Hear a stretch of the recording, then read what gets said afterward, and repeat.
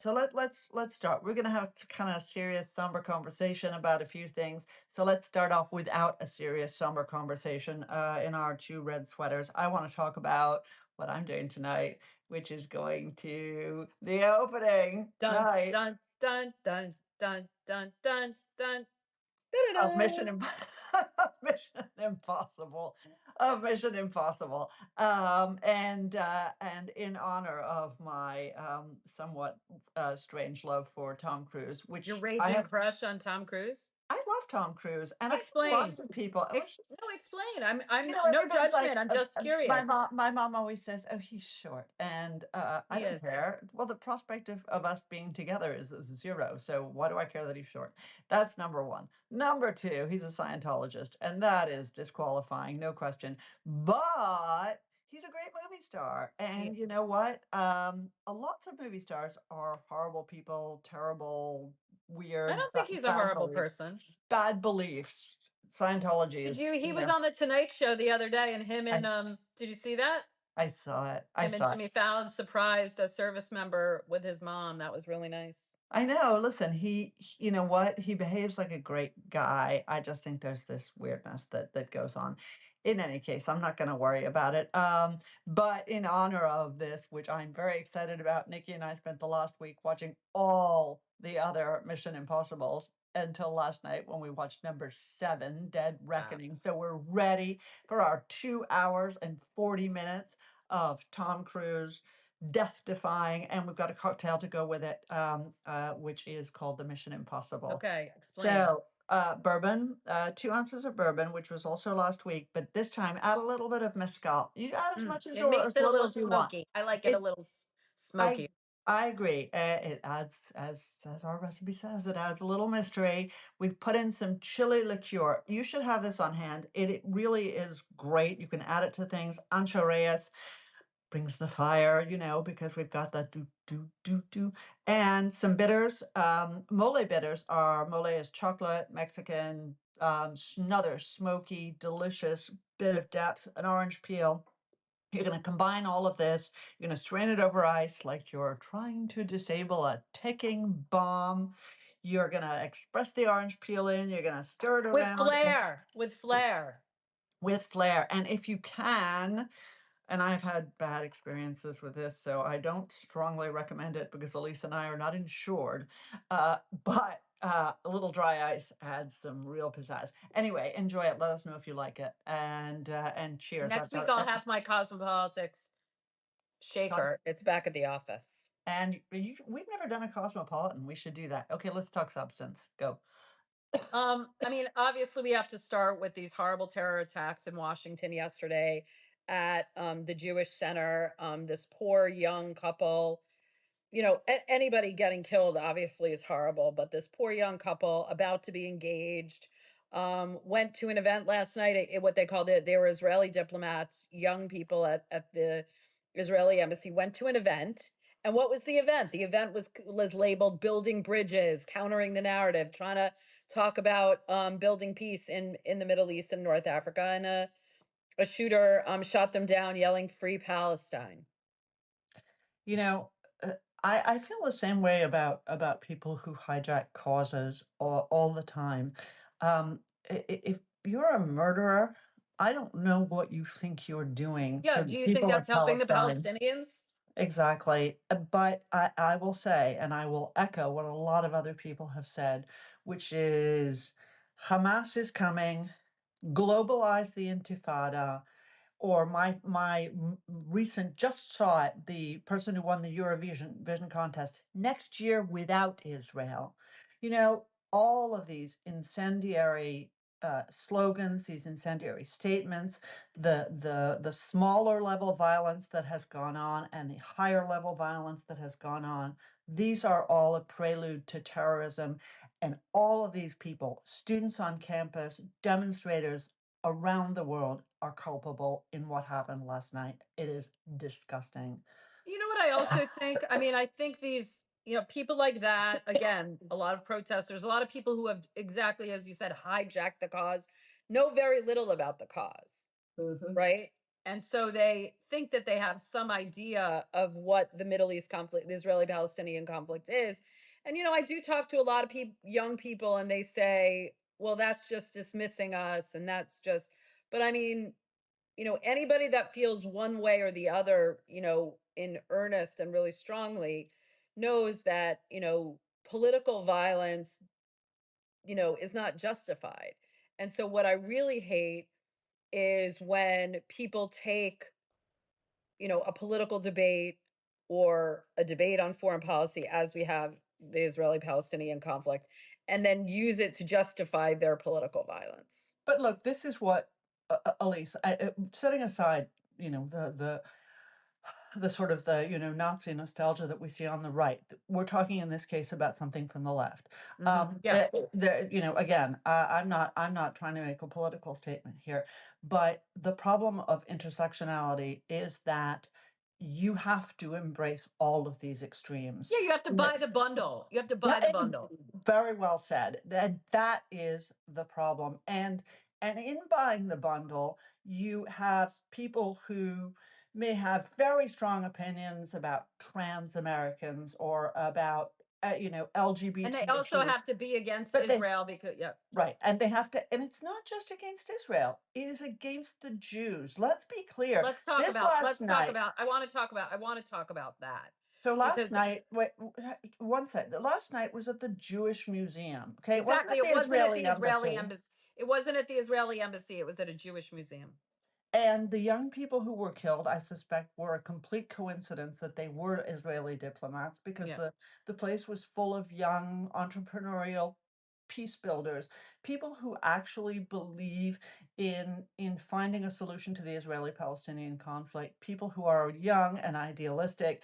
I think it was a total coincidence that this guy murdered these two young Israelis because, of course, that this side conflates Jews and Israelis. And you And wrote that's about this. You happening had a more. great It's post. happening more and more. It's It happening more. is. You had a great post about this just about half an hour ago on your Cosmopolitics Substack. So have a look, everybody, at that. Again, I didn't agree with 100% of it Well, because, but let's talk about what you didn't agree with, and I suspect it's about the European. So if everyone's been following the news, particularly the UK, France, and Canada have like really increased their criticism of Israel of late, primarily because of the renewed Israeli incursions into Gaza, that they're saying that they're going to level it, that they've halted a lot. I don't know if it's 100%, but a lot, most aid is not getting through right now. no, it is getting Um, through now.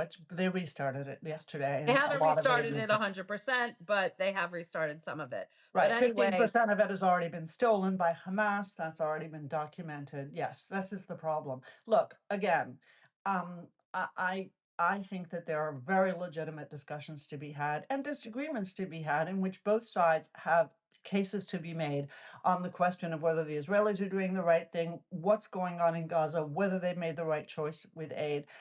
Let's remember, number one, that all of this could end. All of this could end before you and I change out of our red sweaters if they simply release the hostages. And of oh, I don't course, think. I think we're way past that. It would be nice if they left the hostages, but I don't think they're hang going to on a leave them. second. This war, this war may be about something more, but if they release the hostages, it would end. I have no doubt about that. That's number one. And people seem to forget that there are hostages still being Exactly, held, that's true. and they must be brought home. And the fact that people are forgetting that is a disgrace. That's number one. Including Israel, including the Israeli government, The Israeli government never forgets, but what you're suggesting, is that they're which deprioritizing is that. that it's not as big a priority. And you saw that when with Netanyahu's press conference, when in fact, when he listed the priorities, it was not number one to bring the hostages home. And I think that's revealing. We can talk about that. But again, the idea that Macron is trying to sell of recognizing a Palestinian state is absolutely insane. Let's not even talk about the reward for October 7th that is. Let's talk about what this Palestinian state is. What makes up a state? Is it, in fact, some midget French president standing up and Recognizing it doesn't announcing? it doesn't help the cause. I think the idea is more and more countries are recognizing a so-called Palestinian state in theory with the idea that it's going to pressure Israel to accept a Palestinian state. That's not happening. Right. But so, and then what I was writing today is, as you said yourself, there's legitimate criticism to be had, but then people are using that criticism to say, okay, my terror attacks are justified. And so today, the foreign minister kind of said, and really Netanyahu himself, and also the Israeli ambassador in Washington kind of blamed this these European policy decisions and the statements as inciting this man to, said that the Europeans have blood on his hands.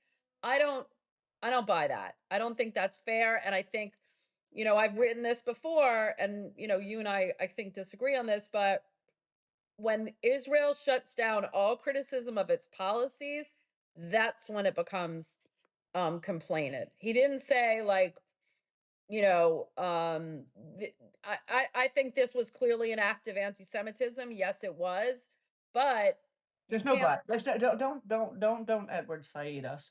There's no but. What I'm This was an saying act of is, anti-Semitism. you can't blame prior criticisms of Israel on this attack. Of course you can, because you create an environment, and that's not to say that Israel can't be criticized, but raising the temperature, and again, let's pinpoint the worst miscreants here: the Spanish government, which is overtly anti-Semitic; Or the the Irish Irish government. government, overtly anti-Semitic; the French government, which is motivated, I suspect, more by the growing Muslim population in France than it is by actual ideas of whether the Palestinians should have a state or not, because the last time I checked, they had contributed precisely zero to the building of any better nation for the Palestinians. None of these people have contributed anything, because they're all utterly complacent. All they care about is the Jews. And we're going to talk about South Africa in a bit. This is a similar problem. Okay. Nobody cares about Muslim on Muslim violence. Nobody. Where were the stories about the massive demonstrations that took place in Khan Yunis yesterday? Not against Israel, Against Hamas. against Hamas. Were they on the front page? Were they the big news? Absolutely not. In no newspaper, they barely got a squib. Again, in so doing, you create an environment in which people feel they are justified in murdering two young people. Again, that doesn't mean you can't criticize the Israeli government, but it means that you have to do so in appropriate context. And I want to hear the criticism that they've made of other governments that are suppressing people, of other governments that are putting up with the kind of attacks that the tiny state of Israel is putting up with. I believe that there is a context in which all of this anti-Semitism, terrorism has grown. And I think that our European friends are fomenting it. And I think they're very comfortable with that, because these are all historically anti-Semitic states. And they've never reckoned with it. The French, who pretend that they played some role in rescuing anybody in World War II, but that's all history. Anyway, I digress. I could rant for hours, uh, Yes, you as could. as you know. Yes. All right. Let's talk about. Oh my God. Let's talk about the plane. Oh God, I hate the plane. Well, the U.S. said it was going to accept it, so looks like we're going to have a pretty schnazzy Air Force One. I've never been on Air Force One. I don't think I'll be in this administration, mostly because it's not going to be ready by the time President Trump gets out of Yes, office. that's why. That's why you'll And never be on Air Force well, One. I mean, I could probably bullshit my way on, but um it's not going to be ready before he's out of office, and then it looks like he's taking it with him. So this was not a gift for the United States. This was a gift by Qatar for President Trump. I wrote about this last week. I sent a text to Mark, to my podcast co-host, this morning, and I sent a story from the Daily Mail, my favorite source of information, um, about Tucker Carlson talking about this, right? Oh yeah.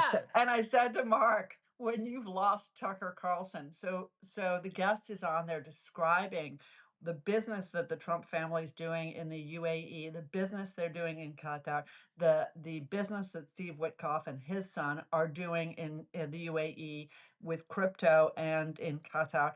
And Tucker Carlson stops and he goes, and somebody says, "Well, I don't know what you call it." And Tucker Carlson goes, "I call it corruption. Looks like corruption." I'm sorry, you know something? He is a loathsome human being, but he is very biased towards Donald Trump. And when he thinks it's corruption, when Laura Loomer thinks it's corruption, but Donald Trump wanted his damn toy and he was going to take it no matter what. And ethics and propriety and frankly, decent national security policy be damned. Well, did you also see that tonight? I mean, this is not necessarily because of Qatar, but did you see that tonight the president is hosting a gala dinner for his top 220 holders of his meme Meme coin. coin? And, yes, it's at his golf course in Virginia. I mean, it's strange cruelty to say that some tax, even if he's paying for the dinner himself, like that some taxpayer dollars, whether it's security or, reimbursing the Secret Service, dollars are going to be paid for that. And then the top ones are getting a tour of the White House. So I will tell you, I start only at the beginning and I end at the beginning. Icky tours of the White House have been going on probably since the White House was built. Bill Clinton used to do it. Obama did it. Trump does it. Icky tours of the White House. I'm less excited about. It- Letting in a Chinese national who was previously banned from the United States for fear of arrest and having him be the number one holder of this Trump meme coin, as the Wall Street Journal just reported, and having him at the dinner is just, I mean, I get it. He's in his second term, propriety be damned, baby needs new shoes, mama needs some Pradas, I gotta have my new jet. But pfui, yuck. This is just, and I will say this again. Republicans, Where Mark for and out Mark and thou? I say, Where the fuck are is the they? party? Well, Sorry. but I'm then Mark sorry, and I, mom. sorry, mom, sorry, all moms everywhere. But look, Mark and I talk about this all the time. Our job is to police our own. I thought Joe Biden was a terrible human being and a terrible president, and that his cover up was a disgrace. That doesn't make this okay. And this is the problem. That doesn't make this okay. I This mean, is not I did something bad. He did something bad, so I get to do something bad. This is not well, that's what kindergarten, you're hearing. That's what you're hearing. What about Hunter Biden? I mean, you Yeah, I know, know. What about look, Hunter Biden? Don't even act like Hunter Biden. no, I okay. Fine, Hunter Biden, fine. Yes, yes, Right? We and agree. We it shouldn't agree. be, but it should be and even the crypto lobby is unhappy about this because Yeah, as they should be. they're You taking know it what? they're This taking is it pretty seriously. I didn't talk to you about this, but one of the things that I think is interesting is you say the crypto lobby is unhappy about this, and that's exactly right because it's shining a light on the sketchy nature of their business and the sketchy people who are at the forefront. And they don't want to be sketchy people. They don't want to be the cartel people. They don't want to be the creepy Bitcoin people to buy naughty stuff, the dark web Yeah, stuff. They want to be legit. it's yeah, they Right. want, And they're trying to get legislation passed that regulates all of it, and this is just a blemish. so, but the point I wanted to make was I actually, just coming back to Qatar for 1 second, I think this is going to have the same boomerang effect on Qatar. I think Qatar has gone so far over into impropriety in bribing Americans, unfortunately, Republicans and Democrats alike. I think the focus on them is actually going to come back, and maybe this is hope over experience, but going to bite them in the ass. Let's talk about Don Jr. Speaking of Let's Before we talk unsavory, about Don Jr., and I do want to get to that, I want to just yeah. talk quickly about South Africa and what happened with this press conference the Tell other us day. What about do your you hit yesterday. Oh, okay. So I was on CNN. Everyone knows I used to be with CNN, and lately I've kind of broken the dam and go back on there from time to time. So I was on Abby Phillips' show, who is a friend, and we were talking about, the ambush and of This is President. tell everybody, right? This is Cyril Yeah. So Ramaphosa, President the Trump president of ambushed South the South Africa. African president because there's this perception that there's a genocide in South Africa against Afrikaners, who are a small, is about half of the white population. The white population is very small in South Africa, and then this is a small population of that, a small subset of that white population. These Afrikaners, and there have, as you may know, South Africa has had a ton of violence over the last, say, 10 years. In the last year, there have been about 30. Much more than 10 years. Well, I mean, there's been even an increase in that, about It's a criminal state. 29,000 murders last year. About 36 of them were farmers, and even a smaller subset were on white farms. Now, we don't know how many people that were killed were white or black, but it's nowhere near a genocide. Elon Musk is South African. He got Trump to get this bee in his bonnet about it. And when the South African president came yesterday to talk about trade and, bettering relations, And golf. the- and golf, the U.S. had already frozen foreign aid. They've already PNG'd, threw out their ambassador because of this issue, and accepted 59 Afrikaners as refugees at a time where the US stopped all other refugee programs here in the country.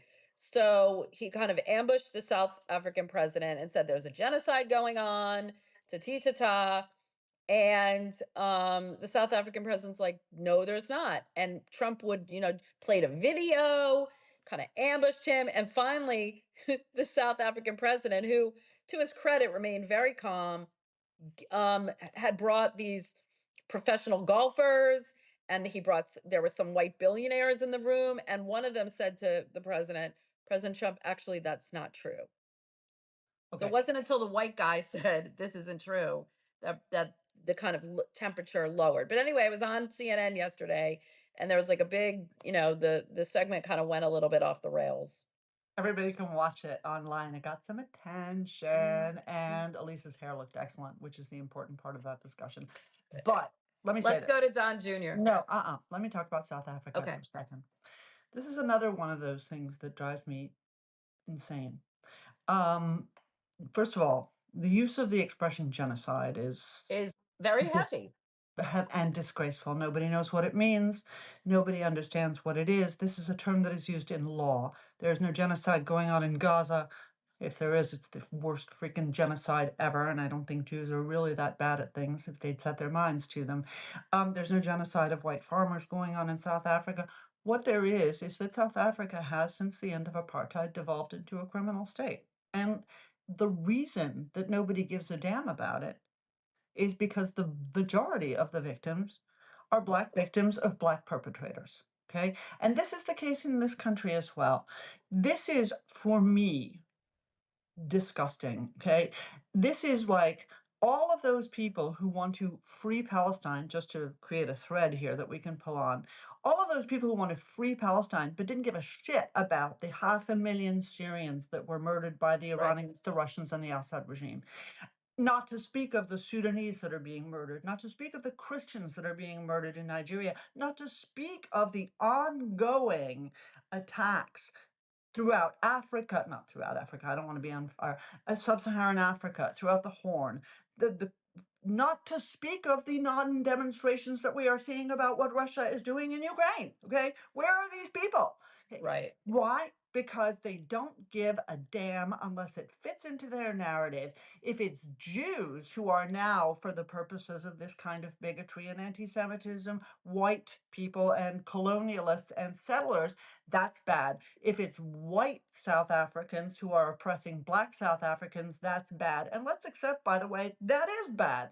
Okay, but the fact is that South Africa has collapsed as a state, that successive leaders have been ripping off their nation and their people, including, by the way, our friend Cyril Ramaphosa, one after the other, and no one gives a rat's ass about that.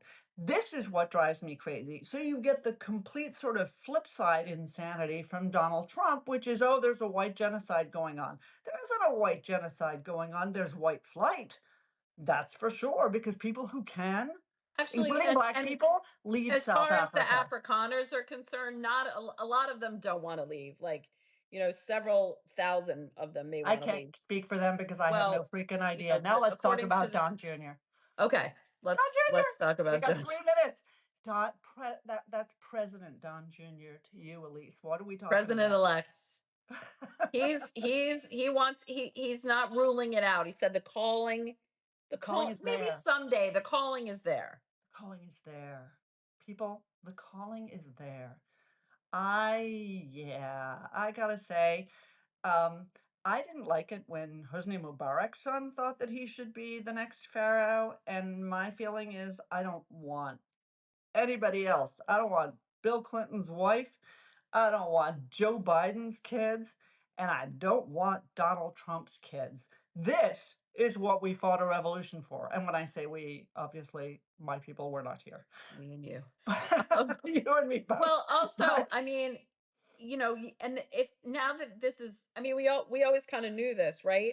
But it kind of goes back to why he was so instrumental in trying to get JD Vance picked, why he's so close to Tucker Carlson, totally why they're agree. trying to push out all of the, neocons out of the government because he wants to pack it with loyalists to the Trump brand.